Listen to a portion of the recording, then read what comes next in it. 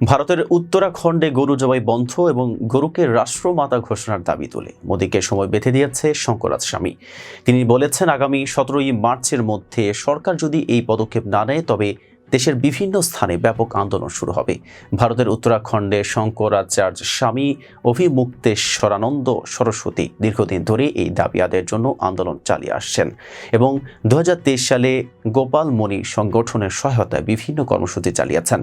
সরকারের দিক থেকে কোনো আনুষ্ঠানিক ঘোষণা না আসায় এবার তিনি সরাসরি সময়সীমা নির্ধারণ করে দিয়েছেন। এরই বিস্তারিত থাকছে ডেস্ক রিপোর্টে।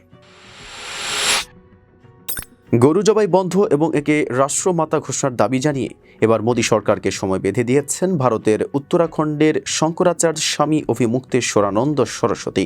আগামী 17ই মার্চ অর্থাৎ 33 দিনের মধ্যে সরকার যদি যথাযথ পদক্ষেপ না নেয় তাহলে বড় আন্দোলনের হুঁশিয়ারি দিয়েছেন তিনি স্পষ্ট জানিয়েছেন, আগামী 17ই মার্চের মধ্যে সরকার যদি এই ঘোষণা না দেয় তাহলে দেশ জুড়ে ব্যাপক আন্দোলনের ডাক দেওয়া হবে।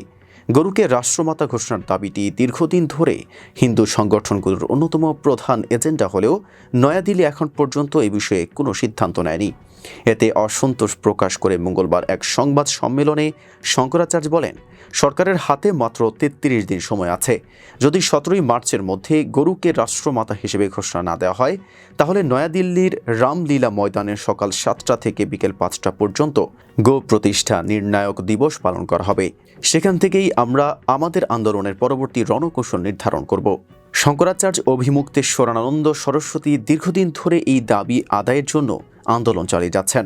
2023 সালের 20 নভেম্বর ধর্মীয় সংগঠন গোপাল মণি এর উদ্যোগে গো ক্রান্তি মঞ্চ আয়োজন করা হয়, যেখানে ভারতের 4টি শঙ্করাচার্য পীঠের সমর্থন পাওয়া যায়। এরপর 3টি গো সংসদ অনুষ্ঠিত হয় এবং 2024 সালে গোবর্ধন থেকে নয়াদিল্লি পর্যন্ত পদযাত্রা করেন একাধিক হিন্দু সংগঠনের সদস্যরা।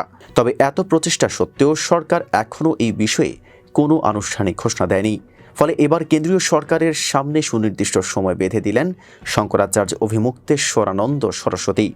এখন দেখার বিষয়, মোদী সরকার এই দাবির বিষয়ে কী পদক্ষেপ নেয়।